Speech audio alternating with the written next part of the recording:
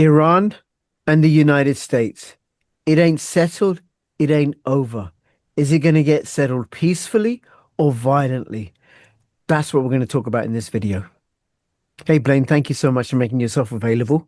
It's Tuesday, the 17th of February, and I think there's going to be fireworks between the US and Iran. What do you reckon?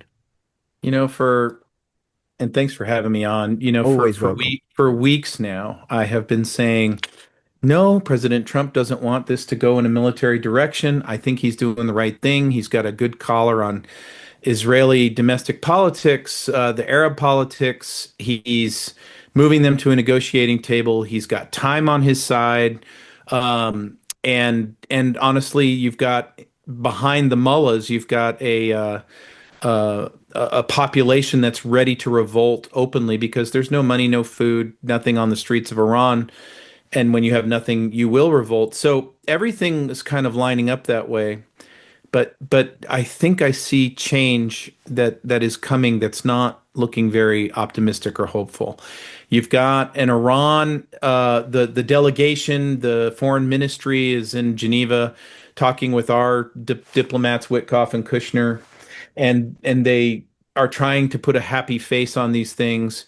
But quite honestly, we're at an impasse there because they're saying, well, we're not giving up any nuclear enrichment, so you can get that out of your head. And they're really not interested in the regime change piece, even though we've reminded them through our treasury and FinCEN system, we can basically impound wealth at the leadership levels. And I think there's an impasse internally in the Ayatollah and the mullahs because they're in a conundrum of, look, if we take the Maduro deal and we try to make a run for it, the IRGC is going to shoot us in the back of the head. So we might want to just take our chances of holding off our own people while we fight the United States, which is a fool's errand. But it doesn't mean that there won't be bloody, violent outcomes on both sides. I'm not going to sit here and tell you, oh, yeah, Iran, it's a cakewalk. We'll just go do whatever we want to them. I would say that where I was a little more optimistic 10 days ago, I'm starting to make the move to a little bit more sober pessimism about what I see. And then today's development of the Iranian Navy did a practice drill to shut down the Straits of Hormuz, and then they opened them back up. Okay, Blaine, we'll Uh, come to that. We'll come to yeah. that. I just want to go back to something you said about the IRGC, the Iranian Revolutionary Guard Hmm. Corps Yeah. will shoot the mullahs in the back. What's the relationship between the two? Is the IRGC, are they the armed forces? Why would they do that to the mullahs? Yeah. So two sets of armed forces. The I guess you would call the religious or the secret police, the Stasi or the top tier military most loyal to the Ayatollah would be your IRGC folks, and that is also your intelligence arm. Meaning, in the United States, because of our open borders, we've got IRGC operatives all over this country in terror cells. So does Europe. But that notwithstanding, whether you find yourself in the regular Iranian army, regular Iranian police, or even the IRGC, there's too many of those to be exiled somewhere in this world. And so, if the mullahs and the Ayatollah were to accept an exile deal, the actual physics of trying to escape the nation, when you are an IRGC person or leader or a general who knows that the day after and the money's all gone, well, here come the Iranian people and they're going to lay waste to you and your family. You may decide your best effort is to go ahead and put a few bullets into the mullahs and remind them that they're not going anywhere. So it's really you can't just say they're so stupid. Why won't they just give up nuclear enrichment? Why won't they just leave the country and let the Iranian people have it peacefully? That's what they want. What I'm saying is it's untangling this conundrum of how, okay, let's have regime change. How do you get away? Because I know our preference is not to just go raise Tehran and Isfahan and vaporize them and then, okay, it's a do-over. Now there's no more leadership in Iran. That would be chaos in a country of 90 million people. That does not go well either. Mm. And we don't want to occupy it. Nobody should be wanting to occupy Iran. That's not going to go well. So it's a time bomb, Rich. It's counting down, and it's going to come to a cataclysm, I believe, in the next, if not in days, maybe a few weeks. Right. Okay. And then You said the Iranians today, on 17th February, did a drill closing the Straits of Hormuz. Is that correct? Mhm. Yep, their navy got it. Their navy went to sea, and at the tightest part of the straits, they went and set up a closure drill as to how they would align their forces to not let any oil tankers pass in or out. You can understand our Navy was on high alert, ready to do something if it was going to remain that way. And then they broke up the exercise and went back to their neutral positions. But what we anticipate that being is, well, first off, it's a show of force. It's a message sent to us. We could do this. And then the second thing is they are now feeling that they're prepared and in a ready status to go do that. Let me give you the other side of that. If they do that for real, we're not going to let oil go to $250 a barrel overnight. So we're going to lay waste to their navy. If we do that, now you've lit the fuse. There is no way, in my view, in my opinion, others probably might not share it, that a naval battle like that, especially if we take losses, um, remains in the sea and doesn't go right up onto the land in Iran. Right. Okay. So they blocked the Straits of Hormuz. Then the oil coming out of Kuwait and Iran and Iraq is then no longer available in the market. So the price of oil goes through the roof. Right. And that has an impact in Western Europe. Worldwide. Worldwide. Okay, It's a India. commodity. Prices goes up, and it hurts China. It hurts Russia. Well, Right. no, actually, it helps Russia because they would love to be able to sell black market oil at those rates to fund their own war machine. But there's few winners in that world, and we wouldn't let it stand. So I'm going to just make a reckless conjecture and speculation that our Navy would not let the Straits stay closed. Okay. So then the US Navy would then attack the Iranian Navy ships. They would then, Mhm. of course, defend themselves and counterattack. Both Mhm. sides would take losses because I hear that, about the Iranians having hypersonic missiles and Maybe. Let's let's see. We'll see. I don't want to. You don't want to be arrogant in these things because there's been a lot of very interesting cargo aircraft from China and Russia flying into Tehran. What were they carrying? Well, we know some missile defense systems and some radars went in. But is the Iranian Navy really capable of putting a bludgeoning blow on the United States Navy? I'm going to tell you no. But I'm also going to tell you that we don't get out of it unscathed either. I think we should probably expect that with their submarine force, their attack submarines, their certainly not their air power, but with the missiles that they have that are on land, we could see some trouble for our ships. And we'll defend those ships, and they're probably going to be, for the most part, okay. But again, I don't see how that level of escalation gets contained into the straits. We'll just take away their navy. I mean, the end of that battle ends with there being no Iranian navy. That's great, but that's not the end of the war. It's the beginning of it. right, because then what will Iran do? Well, Iran, because they'll be in a very defensive position, they'll probably fire just a ton of missiles at Israel, and they'll probably fire missiles at our bases in the region, of which we have many. This is why a lot of the Arab states have said we want this solved peacefully. We don't want this to be an all-out war because the attacks on their bases leads to collateral damage for their people, and so again, when a theater war erupts, pundits on this side of the war, especially the neocons, will say, no, no, no, the United States military, we're impregnable, we're this, we're that. We'll go ahead and vaporize anything we want. Anything we want to disappear will disappear. Well, war is not clean like that. And you get miscalculations, law of unintended circumstances, alliances that break in half when a capital gets hit. Just think about how do America and Saudi Arabia, how does their relationship go if we strike Iran and Iran hits Riyadh hard? How does, I mean, the thing is, there's so many second and third order cascading effects that come out of something like this that that's why our president at least, is working overtime to just go whatever we can do to get these guys offloaded and out of Iran and exiled safely. Let's do it because if they keep a nuclear capability, Israel won't stand for it. They're going to go after Iran and escalate a big damn war.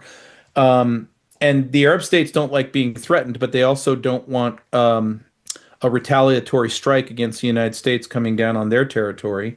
But let's get to the big brass ring and the big prize of all.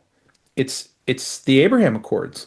The Abraham Accords are designed quite brilliantly to bring peace to the entire region, no matter what your ethnicity, religious background are.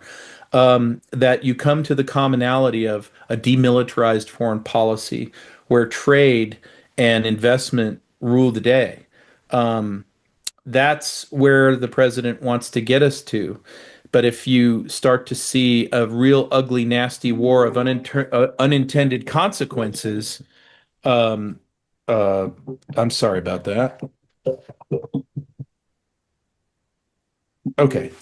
If you see a war of unintended consequences start to uh, push the states around in different directions, on the other side of that storm, Rich, you could find yourself in a place where, oh, there'll never be a chance for the Abraham Accords now, because now we have to worry about Saudi Arabia going to war potentially with Israel or Turkey going into the war. Just depends on how the Iranians react, and we don't have a lock on exactly what they would do. Okay. And Iran would attack Israel to prevent Israel coming in on the US's side. And of course, it Correct. would attack the American bases because that's where American weaponry is stored. And that would be an assault on the United States. But whose side would Saudi Arabia and Turkey come on? Those two in particular. Yeah. Depends on what would happen to them. So, in a war where, let's say, if I was playing the Iran cards, I'm under-resourced, I don't have a lot of money, my friends China and Russia are not coming full in to help me.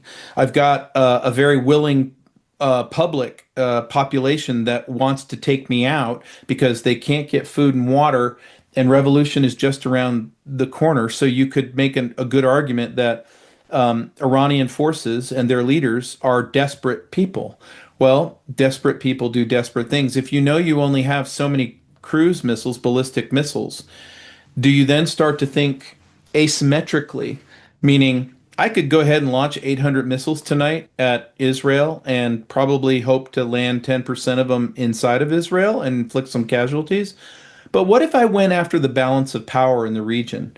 What if I went after Dubai, Doha, Riyadh, Amman, Ankara, um, Damascus? What if I hit those cities and I didn't even really hit Israel at all? Well, guess what I just did? I just created Armageddon because now you've got the Arab states that'll blame Israel for the whole thing. We'll get blamed on some side or another. We'll have very vulnerable forces at these bases because we'll be trying to cobble together a coalition really quickly. And if you don't have the political will and the fortitude in those countries, you could see yourself in a real problem real quick, just as the Iranians are exhausting their weapons supply. And so they understand now they're vulnerable, but that's okay because now everybody's at war with everybody. Now I'm painting for you, I always paint two situations. Most likely, most dangerous. What I just talked about was that is your most dangerous situation. It's And it's that like that's it. a barroom brawl in an It old is. Western movie. Yeah. Everybody starts fighting everybody. But they've got nuclear weapons. Yeah. See?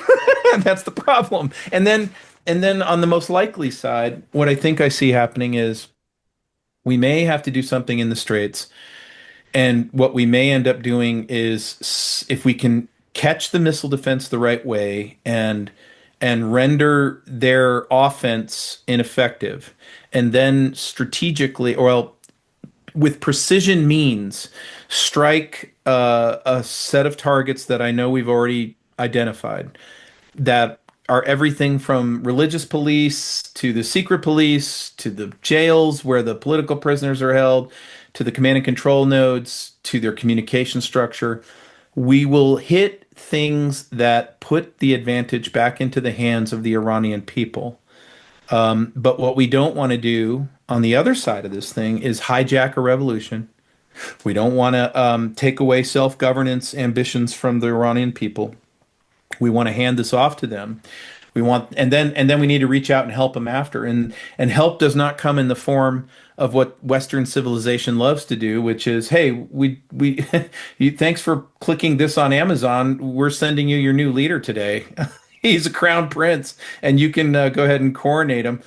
I think the new Paul Revere's, George Washington's, John Madison's that emerge in the Iranian Revolution should be allowed to determine who their government is, what their government is, and then to the Abraham Accords, the international community, whether it's Israel, Arab states, um, needs to come around Iran and welcome them back into the world community, and that's what the win looks like. That's what victory looks like.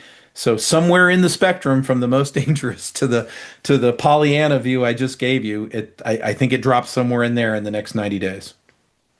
Okay. And you're arguing for that Trump is not going to do a regime change operation, like they did in Iraq or like they did with Mossadegh in 1953, I think it was, to replace him with the Shah.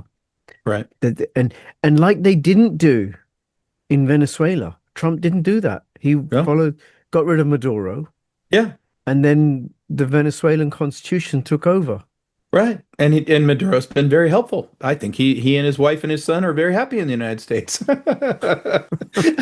That's a mother that as well. Didn't he kidnap his mother as well? maybe I know they got the son and the wife. I'm not sure about the mom, but it is an interesting set of circumstances, very elegant set of circumstances. Yeah, But Maduro this says, "I'm needs not to be going the without my same. mommy."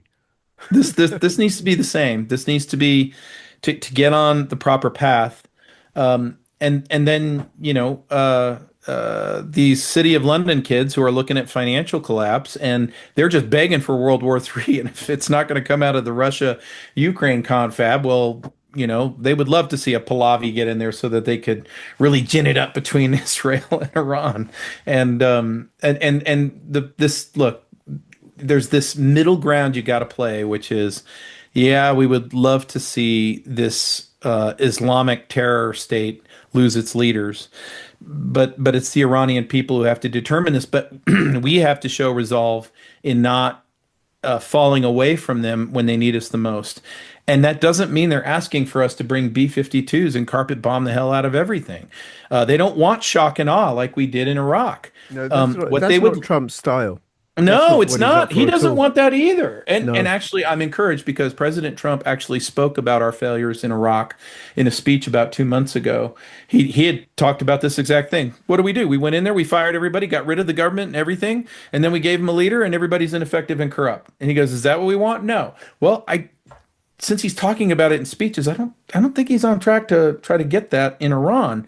And But looking at his track record as well, Blaine, he's yeah, not in for long drawn out wars. What he has done are very short, yeah, violent actions. interventions. That's right. I'm going to put a tourniquet on this. So this is what the B-2 strike in June in Iran was about is so Israel politics are running towards okay, they're a clear and present danger. We need a full up theater war against Iran. Okay, hold up. What's your problem? Well, our problem is they're developing nuclear weapons. Okay. Well, whether that's true or not, what we'll do is we'll go take care of the problem. And no, we're not going to have a big damn theater war. We're just going to go put a tourniquet on this. So what do? We went and threw some bombs around Iran, knocked out some facilities, and then the president he didn't wait for the battle damage assessment. He just went, we obliterated it all. Meaning Israel, we took care of it. Forget about it. Yeah. Leave it alone. But what I knew, and I had talked to some members of the Trump team about this at the time, was I want you to know you have now sown the seeds of revolution because there are people in that country who are looking at the mullahs and the ayatollahs' reaction, which was nothing except for dirty words in social media. And now they're going, huh, will we get another time like this ever again? And I would say to my friends in Iran, no, you'll never get a better opportunity than the one you see right now. So you would do well to do what it takes to organize and take your country back. Okay, then why Iran? Iran's not the only autocratic regime. In fact, I could argue that Iran has some form of democracy. It's a theocracy. People, there are elections.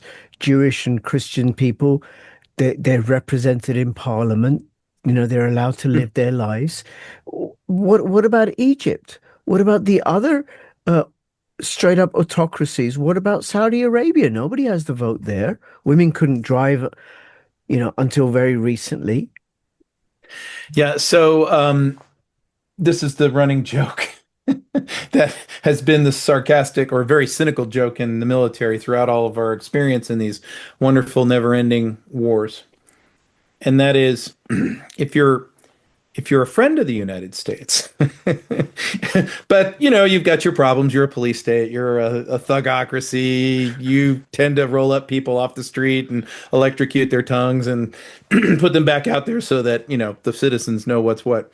But you're a friend of the United States, meaning thank you for the Air Force Base. Thank you for this. You're a friend of the United States, but if you say death to America, well, now that's a whole different category. Now we got some problems. Now we're going to take issue with this death to America stuff.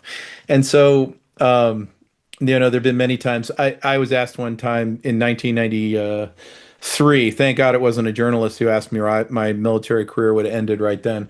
But I was asked, I think it was in a college or something I was lecturing at. I had just come back from Mogadishu, and somebody said, "Why did we go to Mogadishu? What was this all about?"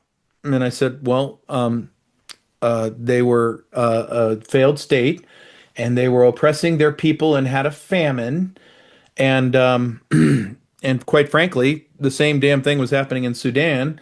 But that's where Christiane Amanpour booked her tickets. She booked her tickets to Mogadishu, not to Khartoum. So that's where we're going to have our war.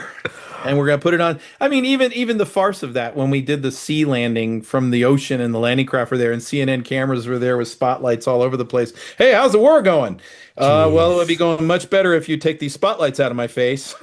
Jeez. It's Look, it's Rich. When you really stop the record and take a peek at these things, whether it's Mogadishu, Bosnia, Kosovo, Cambodia, Djibouti, Congo, every little hellhole in this world where they've instigated some sort of war that's attached to some sort of NGO that proclaims democracy will come here one day, and a crooked intelligence agency behind it. War is a racket, as Mm, Smedley Butler would tell you. And that's what I think President Trump nobly, the man has faults, but nobly, he's trying to break that cycle. And Rubio's speech in Munich this last weekend reflected that, I thought. right. Okay. Isn't there a danger that the Mossad and MI6 will move into the vacuum created by this?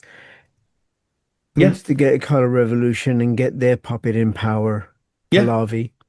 they have that plan. That's their plan. I mean, that's exactly their plan. And then what you do is you keep the consternation, to our friend Sasha Kreiner's metaphor, red ants and black ants get to stay in the jar. And occasionally, when it suits your needs, City of London, you close the jar lid and you shake the jar. A bunch of people die, and you go back on and you make a whole lot of money at this War Incorporated racket. Okay, and then China and Russia. Or they're just going to sit by and let a fellow BRICS nation be attacked this way? It doesn't. It appears that they are. They're giving some equipment. They're giving strong words of encouragement. Stiff upper lip. Do your best. Don't take crap from that orange man. Jeez. Blaine, But they're not. They're not really. They're not backing them. No. it it is we could reduce geopolitics to playground brawls. Unfortunately, and it's sick, and it costs millions of people their lives, and it Yeah. wrecks millions more in families, and it wrecks futures. And you just think about Ukraine for a second. Mm, And on both sides of the war, you got 2 million dead plus, and you have all these wrecked families and lives. Think about, I mean, the Ukrainians are an engineering society at its core. Same with the Russians. And think about the innovation that we've lost. Think about the discoveries that we've lost. Out of these young men that were thrown into a meat grinder, a World War I simulator, because it's not really fought by the standards that we fight by today. It's trench warfare with drones thrown at it in a dystopian way. But think of all the think of the ruin and the wrecked. I mean, I don't think anybody really appreciates what this war has cost humanity when you I mean, go to our Vietnam War. Hmm. We lamented for 40 years, and rightly so, the unnecessary loss of 56,000 of our men and women. We 56,000. And we still are probably not over that. But we're talking about 2 million. Yeah. And we're up there in numbers that look like World War II numbers. And I guess the thing that bothers me the most is the dearth of outrage. Where where are the people screaming from the highest rafters that this can't be? And I thought one of the most attractive things that President Trump said during his campaign to be president again was, "Well, are you saying you're on the side of the Russians?" He said, "I'm not saying I'm on the side of anybody. I'm on the side of not killing people." Yeah. I mean, one thing I have noticed about Trump, he talks about not killing people in a way that I can't think of another contemporary politician does. You No. know, they like, And no, we and look can't at be killing Europe. these beautiful They people. have not lifted a finger towards diplomacy. In fact, on two occasions they blew it up Yeah. intentionally. Yeah. And then So now it's sick. and now they got this crazy situation where European nations, including the UK, are going to be calling on their people, on Yeah. their young men and young women to go and fight for the nation against Russia. So let Yeah. me see. So if I'm a young Briton, I'm going to fight for Keir Starmer. I'm going to fight for the trans agenda being rolled out in schools. I'm going to fight for censorship. I'm going to fight for digital ID. I'm going to fight for open borders. I'm going to fight for the diminution and dilution of Christianity. I'm going Yeah. to, I I'm think gonna fight not. fight for climate change. I'm gonna fight for I'm not a photo. transgender. I couldn't fight for climate change. I'm not a photosynthesis denier like some people are. Yeah, I'm not either. I'm No. not either. I love to go out and watch my chickens, and they lay eggs in exchange for methane going all over the place. So, Which then what fertilizes the soil. that's right. But the whole point is we really, I think the world, Trump is such a consequential figure right now because and honestly, the capitals in Beijing and Moscow are holding off. Maybe not Russia on Ukraine, but everywhere else. There is a measure in the background of coordination that these are three powers that know that nuclear events lead to human extinction, period. And none of them have signed up for that. But the city of London, when I think of them, not a one of them for generations has ever worn a uniform, let alone fired a gun at anything other than a pheasant or on a fox hunt. Not Yeah. not a one of them. And so for them, 2 million dying in Ukraine, Other we we people's could other we people's could kids, Blaine. let's save that discussion for after dessert, shall we? Yeah. When we're having a brandy by the fire. Yeah. That's other people's And kids. we'll raise a glass to the brave Ukrainians. And Yeah. that's how these people think, act, and do. And I've been around them. I've seen this. But so the humanity's lost there. But we the people have to wake up our own people and we have to make them understand this is really truly where the battle lines are. You don't hate somebody from the Labor Party or the Conservative Party. You don't hate somebody in America who's a Democrat or a blue person or a whatever. You need to stop thinking in terms of my neighbor is my foe because that's what the system was designed to teach you. Yeah. Where you need to be is we the people who crave freedom and want a place to, in a prosperous way, raise our families peacefully. We the people, global edition versus they the globalists, the city of London, the shadowy ones whose wealth and faces can't be seen. And now we get to learn about their nasty perversions all over the place every day if you can stomach it. That's where this war really is. And everything else is just a battle. It's just a battle on a battlefield, and it's not the war. The big war is the one I just described. Yep. And one thing that people in Britain can do is they can lawfully, legally, peacefully withhold their taxes. Go to notaxforwar.com and you can use the same process because you don't want the government spending our money on digital IDs or CBDCs or open borders or protecting pedophiles and enabling the rape of young white women. Notaxforwar.com. Blaine, absolutely fabulous talking to you as ever. Thank you so much. I look forward to speaking to you again. Everybody, please subscribe, comment, like, share this video far and wide. This is Rich and Blaine signing out. All the best. Bye bye.